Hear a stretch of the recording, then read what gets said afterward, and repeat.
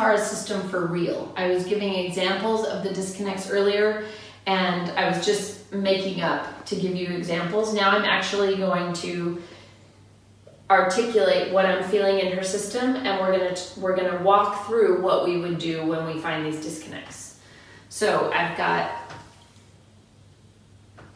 tension, tension, tension, and I've got a high tension in the knees, enough so that it catches my attention, and I would say that is a dormant disconnect. There's a big change in tone, but it is not building while she's here on the table. Then I've got nice medium tension or tone coming all the way through her system. Here I've got, there's a definite change. It's more of a change in the intensity rather than the quality of tone. So this I'm going to keep my eye on and just make sure it doesn't change from being a change in intensity to a change in actual tone. Then coming down the arms, I'm not noticing anything there. Coming into the cervicals, and the mid-cervicals are really low tone, and then the cranium has a nice tone to it. So I've got a dormant disconnect on the knees where I'm going from medium to high tension, but it's not building. I've got something that I'm just noticing in here, but it's not a disconnect yet. And I have a dormant disconnect at, let's say, C5. Okay, so I've got two disconnects, they're both dormant. I'm going to address the most inferior first. So what do we do when we find a disconnect? What's our strategy? Well, first thing we're going to want to establish is that we always want to use the least invasive and move towards the most invasive. So the least invasive thing I could do right now, and this is in your notes, would be to say, okay, Tara, thank you for coming in. We've got some disconnects in your system right now. I'm not able to put an adjustive thrust into your body because of these disconnects. I want you to go back to your life, do your life, come back in a couple days, and let's see if these disconnects have resolved. I do not recommend this for anybody. We put time and daily activity at the top of the list because it's the least invasive. It's the person doing their life, which is ultimately what we want, is that in their life, they will be able to become aware of disconnects and be able to become proficient in addressing those disconnects. We'll talk more about that in a minute. But before we've done anything, it's not a very successful technique to employ. So it's first on the list because it's the least invasive, but it's not helpful to us at this moment.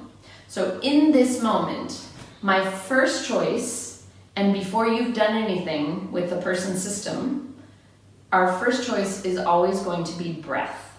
Okay, so I'm working on a dormant disconnect in the knees. My first choice is going to be breath.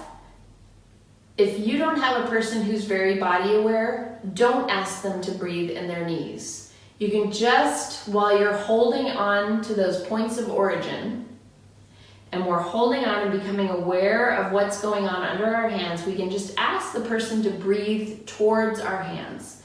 So Tara, can you take a nice deep breath all the way down into your body, all the way down towards your feet? Great. Now I can feel that changing under my hands, but it's not like I can feel her breath moving into her knees.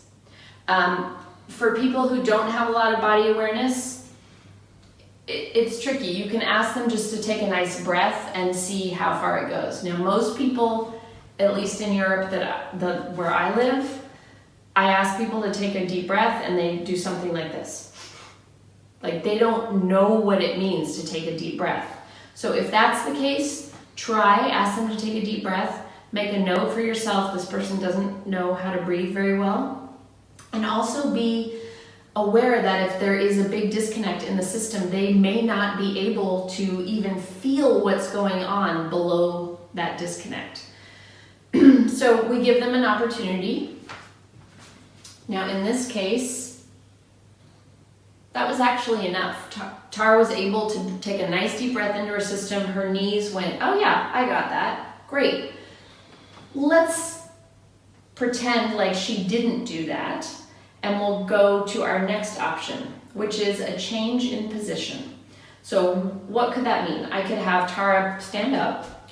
Well, if I have her stand up, she's going to be putting more compression in her knees, and I can feel that her femur and tibia are already a little closer than I would like them to be. So there's already compression in those knees. Tara, have you been doing any extra walking in the last few days? Yes. Yes, she has. She walked 20 kilometers yesterday on surfaces that she's used to riding around on a bike. So that I'm feeling that in her knees. And you can always ask people, you might feel a disconnect between one side versus the other in the extremities. It's generally related to a trauma, or it doesn't have to be like a meniscus issue. It can be something like I twisted my knee, or when I was little, I had a big thing, whatever. Just ask. It's always interesting to ask. So change in position. I don't want to have her stand because I feel like that's just going to add more compression. So the other thing I could do would be have her flip over. That's not going to change what's going on in her knees. But what would be helpful,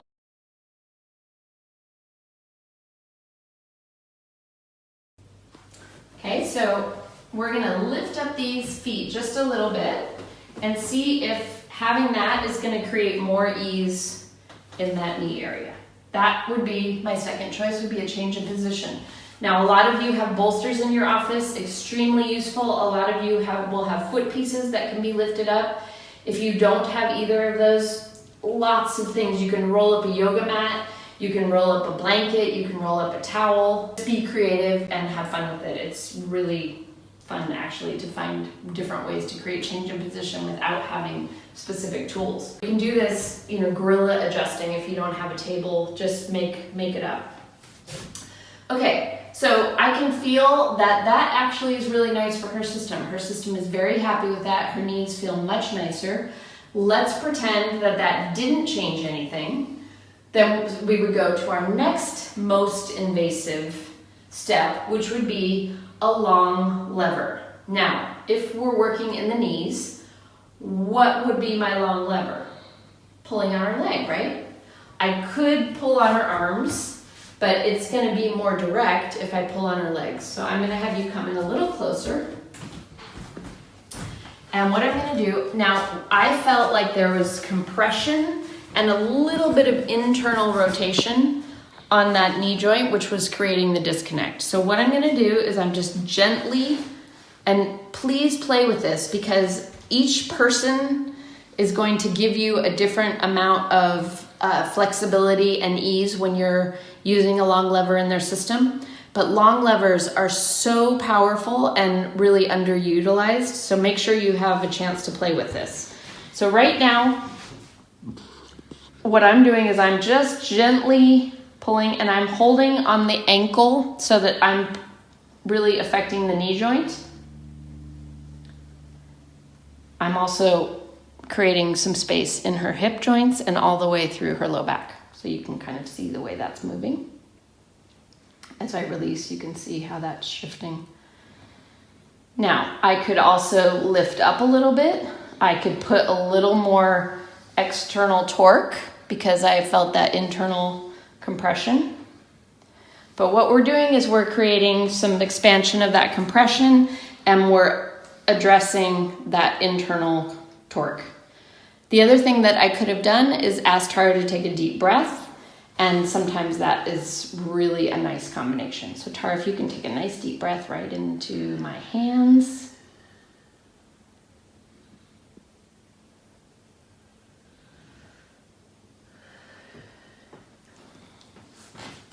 Okay, and I'm going to do it on the other side because it was bilateral.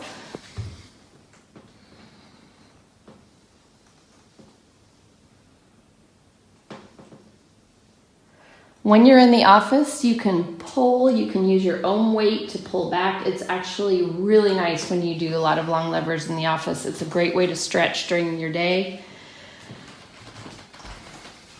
Okay, so long levers are great.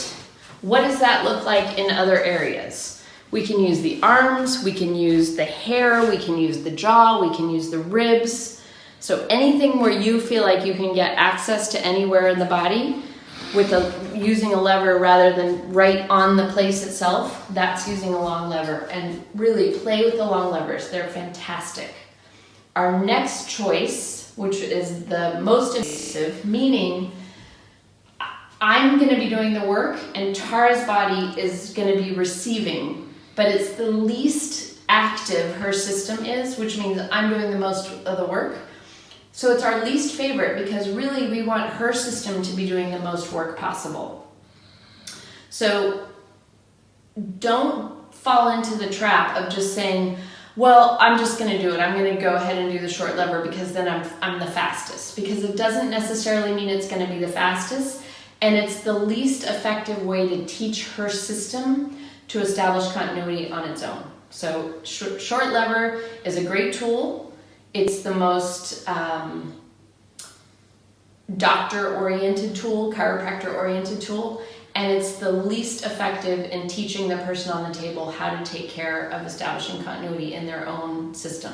So we use it the least frequent. So in this case, my points of origin were laterally between the femur and the tibia.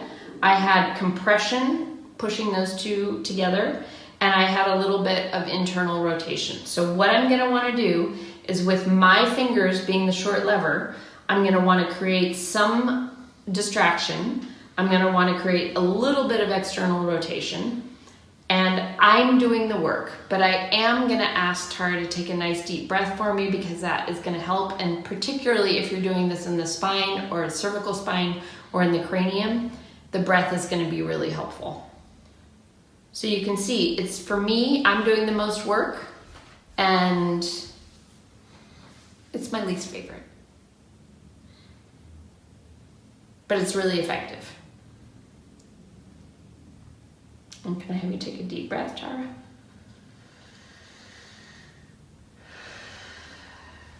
Great. And we're gonna come here, same thing, we're gonna do distraction, external rotation. So it's like micro movements, and I'm coming on my points of origin.